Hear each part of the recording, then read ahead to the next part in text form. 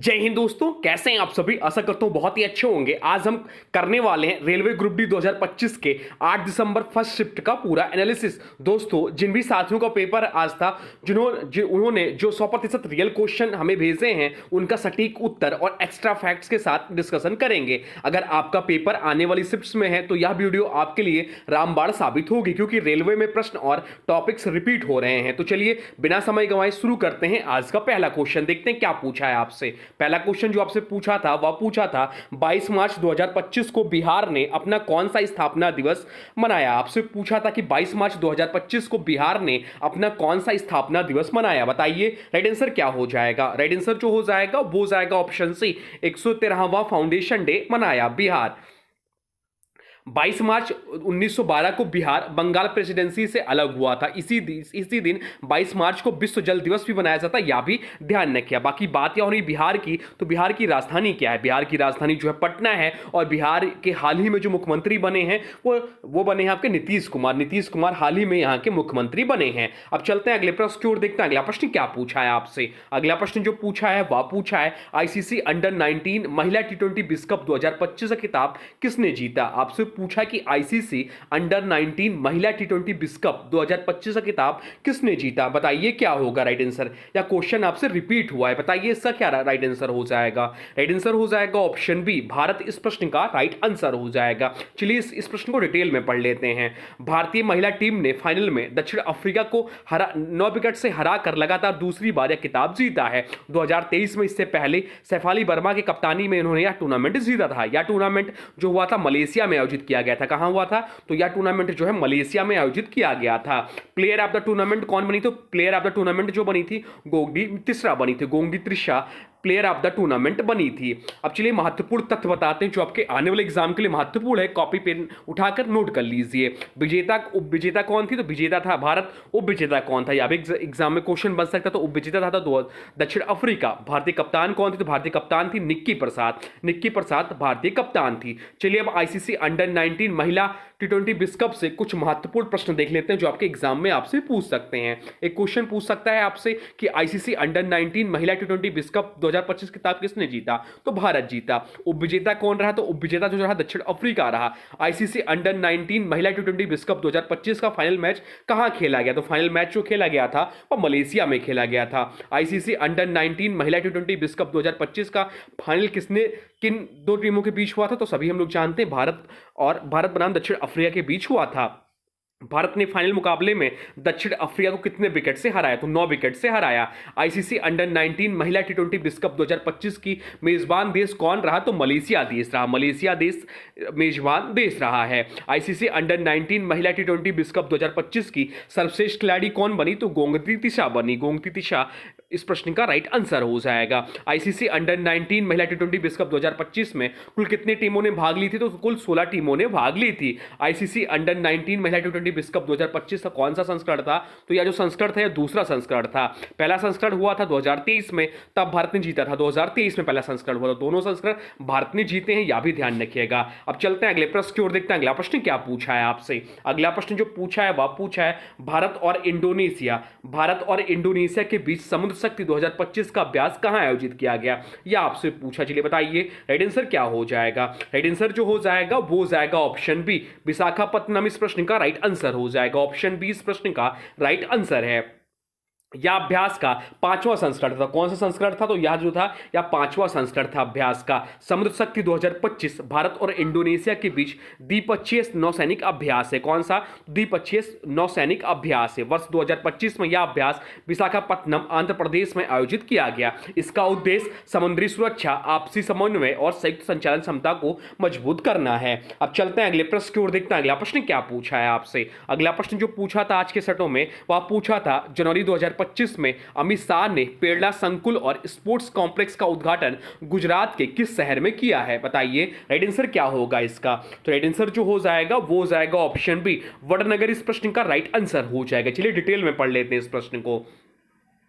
वडनगर गुजरात का एक ऐतिहासिक शहर है और प्रधानमंत्री नरेंद्र मोदी का गृह नगर भी है। पेरला संकुल युवाओं में संस्कृति, राष्ट्रवाद और चरित्र निर्माण को बढ़ावा देने हेतु बनाया गया। साथ में विकसित स्पोर्ट्स कॉम्प्लेक्स का उद्देश्य युवाओं को खेल फिटनेस की ओर प्रोत्साहित करना है। यह उद्घाटन जनवरी 2025 में केंद्रीय गृह मंत्री अमित शाह द्वारा किया गया। अब चलते हैं अगले प्रश्न की ओर, देखते हैं अगला प्रश्न क्या पूछा था आपसे। अगला प्रश्न जो पूछा था दोहा डायमंड लीग 2025 में नीरज चोपड़ा ने कौन सा स्थान प्राप्त किया। या आपसे पूछा था कि दोहा डायमंड लीग 2025 में नीरज चोपड़ा ने कौन सा स्थान प्राप्त किया। बताइए राइट आंसर क्या हो जाएगा। राइट आंसर हो जाएगा ऑप्शन बी, दूसरा, सेकंड पोजीशन प्राप्त किया नीरज चोपड़ा ने।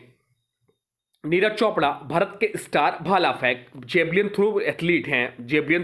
अब एग्जाम में पूछ लेता है कि कौन से किस खेल से संबंधित है, तो भाला फेंक से संबंधित हैं। दोहा डायमंड लीग 2025 एक प्रतिष्ठित अंतर्राष्ट्रीय एथलीट्स प्रतियोगिता है। नीरज चोपड़ा ने इस लीग में 90.23 मीटर थ्रो फेंक कर दूसरा स्थान हासिल किया। तो आपसे पूछ सकता है कि आने वाले शिफ्टों में कि पहला स्थान किसने हासिल किया। तो पहला स्थान जो हासिल किया वो पहले स्थान पर जर्मनी के जूलियन वेबर ने हासिल किया। इन्होंने 91.6 मीटर भाला फेंका था। अब चलते हैं अगले प्रश्न की ओर, देखते हैं अगला प्रश्न क्या पूछा है आपसे। अगला प्रश्न जो पूछा है वह पूछा है वित्तीय वर्ष 2025-26 में युवा मामले और खेल मंत्रालय को कुल कितना बजट आवंटित किया गया था। बताइए राइट आंसर क्या हो जाएगा। राइट आंसर जो हो जाएगा इस प्रश्न का वो हो जाएगा ऑप्शन सी, 3794। ऑप्शन सी इस प्रश्न का राइट आंसर हो जाएगा। केंद्रीय बजट 2025-26 में खेल और युवा मामलों को विशेष प्राथमिकता दी गई। 3794 करोड़ का बजट खेलो इंडिया और युवा कार्यक्रमों के लिए है। यह बजट खिलाड़ियों के इंफ्रास्ट्रक्चर, प्रशिक्षण और अंतर्राष्ट्रीय प्रदर्शन को मजबूत करने पर केंद्रित है। भारत के ओलंपिक 2036 लक्ष्य को ध्यान में रखकर खेल बजट में निरंतर वृद्धि की जा रही है। अब चलते हैं अगले प्रश्न की ओर, देखते हैं अगला प्रश्न क्या पूछा है आपसे। अगला प्रश्न जो पूछा है वह पूछा है बजट 2025-26 में एमएसएमई मंत्रालय के लिए आवंटन बढ़ाकर कितना किया गया है। आपसे पूछा है कि बजट 2025-26 में एमएसएमई मंत्रालय के लिए आवंटन बढ़ाकर कितना किया गया है, यह आपसे पूछा था। बताइए राइट आंसर क्या हो जाएगा।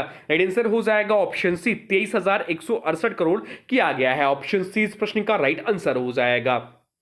बजट 2025-26 में एमएसएमई सेक्टर को विशेष प्राथमिकता दी गई थी। एमएसएमई मंत्रालय का आवंटन 17,306 करोड़ से बढ़ाकर 23,168 करोड़ किया गया। इसका उद्देश्य रोजगार सृजन, स्टार्टअप सपोर्ट और छोटे उद्योग को मजबूती देना है। यह कदम मेक इन इंडिया और आत्मनिर्भर भारत को बल देता है। अब चलते हैं अगले प्रश्न की ओर, देखते हैं अगला प्रश्न क्या पूछा है आपसे। अगला प्रश्न जो पूछा है वह पूछा है 20 रुपए के नए नोट पर किसका चित्र अंकित है। आपसे पूछा है कि 20 रुपए के नए नोट पर किसका चित्र अंकित है। अगर जो भी कोई हमसे शुरू से जुड़ा तो यह क्वेश्चन हम लोग बहुत बार किए, सीधे सीधे हमारे सेटों से यह क्वेश्चन पूछा गया है। आपसे पूछा कि 20 रुपए के नए नोट पर किसका चित्र अंकित है। बताइए क्या होगा राइट आंसर। राइट आंसर हो जाएगा ऑप्शन बी, एलोरा की गुफाएं का चित्र अंकित था। ऑप्शन बी इस प्रश्न का राइट आंसर हो जाएगा। चलिए डिटेल में पढ़ लेते हैं इस प्रश्न को। नया 20 रुपए के नोट पर महात्मा गांधी न्यू सीरीज वर्ष 2019 में जारी किया गया। नोट पर पीछे की ओर एलोरा की गुफाएं का चित्र है जो महाराष्ट्र में स्थित है।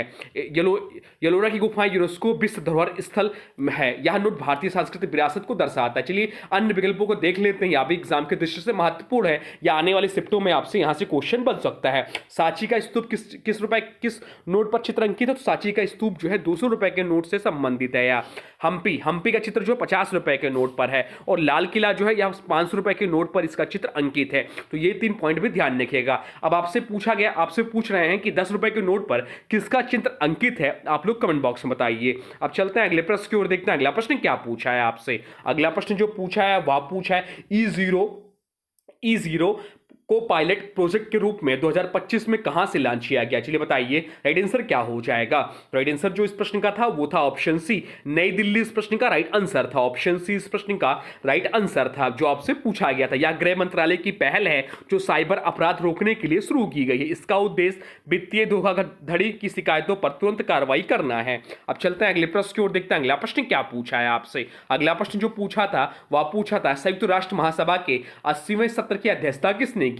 आपसे पूछा है कि संयुक्त राष्ट्र महासभा के 80वें सत्र की अध्यक्षता किसने की थी। बताइए राइट आंसर क्या हो जाएगा। राइट आंसर हो जाएगा ऑप्शन सी, एनालेना बेयरबॉक इस प्रश्न का राइट आंसर हो जाएगा।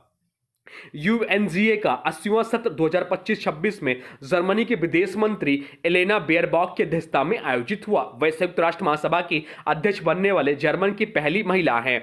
UNGA United nation general assembly अध्यक्ष का कार्यकाल कितना होता है? तो 1 वर्ष का होता है। यह पद महासभा की बैठकों का संचालन और एजेंडा निर्धारित करता है। अब चलते हैं अगले प्रश्न की ओर, देखते हैं अगला प्रश्न क्या पूछा है आपसे। अगला प्रश्न जो पूछा है वह पूछा है भारत की पहली स्वदेशी सेमीकंडक्टर चिप विक्रम को लॉन्च की घोषणा किसने की? बताइए राइट आंसर क्या हो जाएगा। राइट आंसर कमेंट बॉक्स में लिख दीजिए। भारत की पहली स्वदेशी सेमीकंडक्टर चिप विक्रम को लॉन्च की घोषणा किसने की थी? यह आपसे क्वेश्चन पूछा था। बताइए क्या होगा राइट आंसर। राइट आंसर हो जाएगा ऑप्शन बी, अश्वनी वैष्णव इस प्रश्न का राइट आंसर हो जाएगा ऑप्शन बी।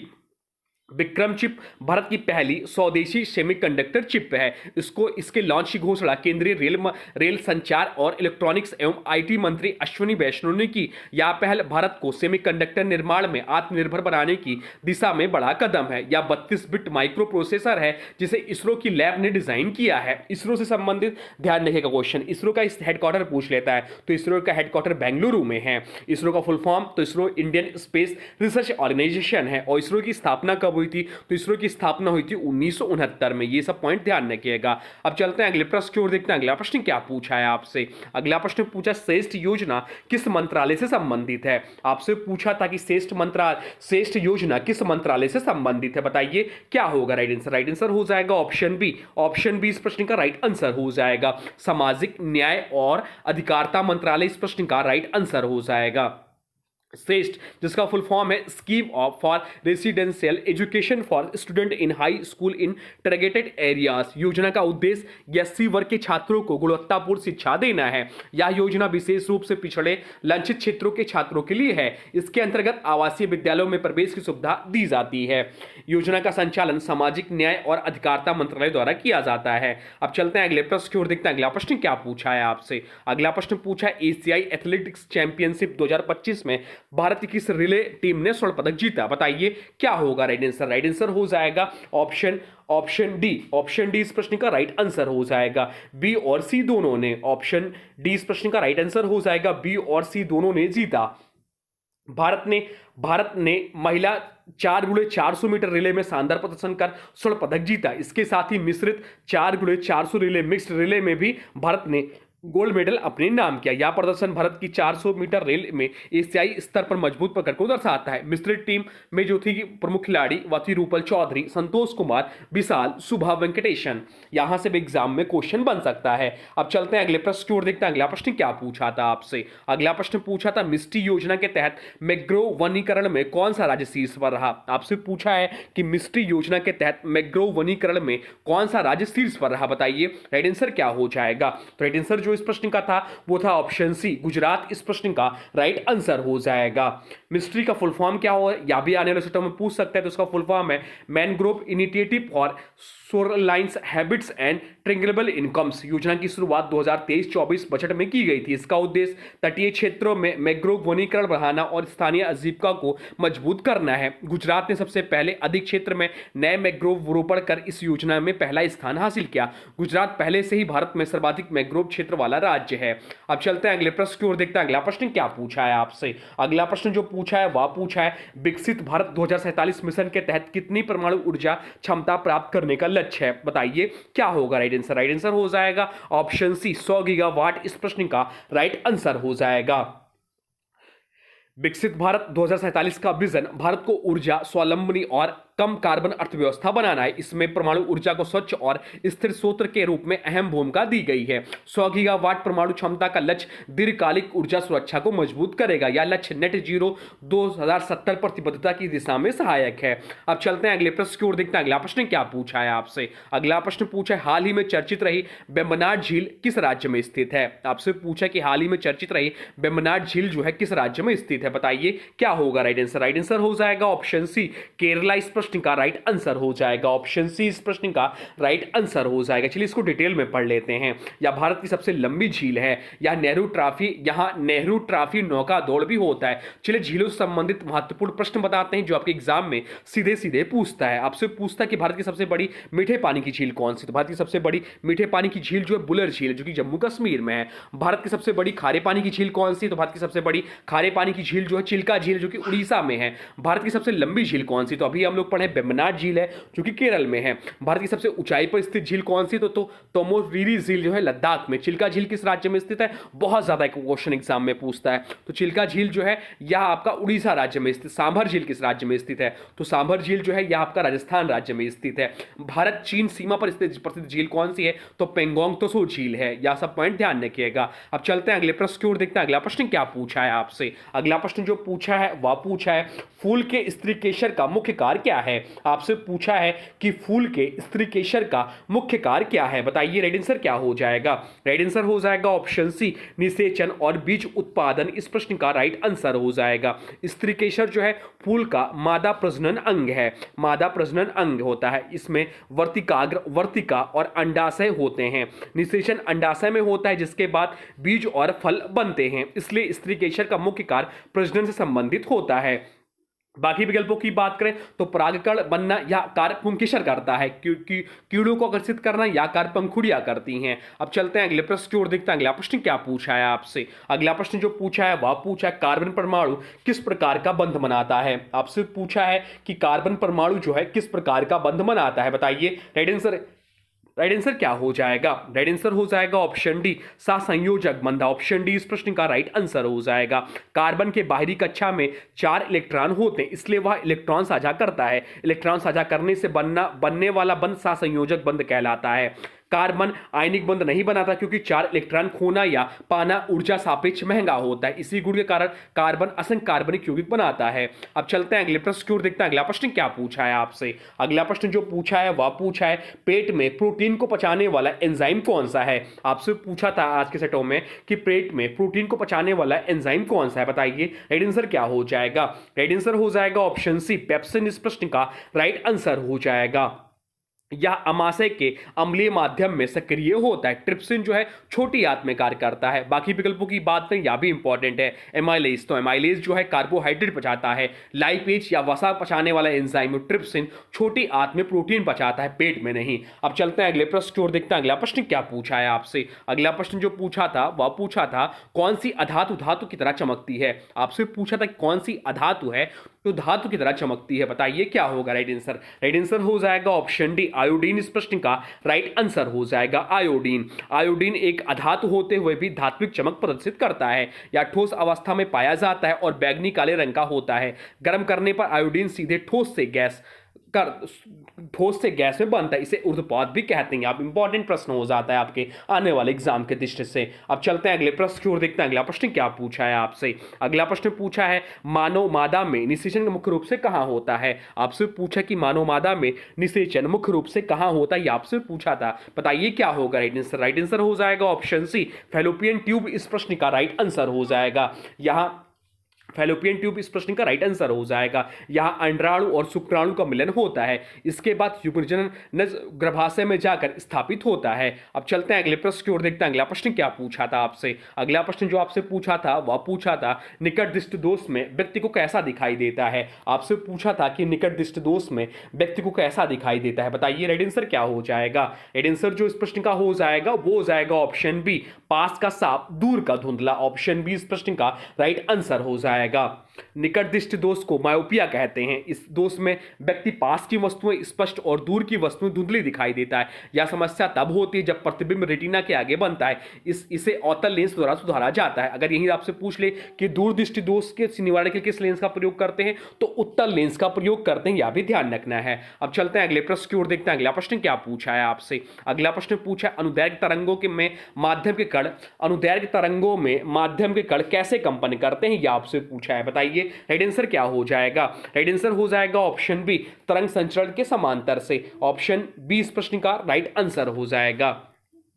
अनुदैर्घ्य तरंगों में कण आगे पीछे उसी दिशा में कंपन करते हैं जिस दिशा में तरंग आगे बढ़ती है।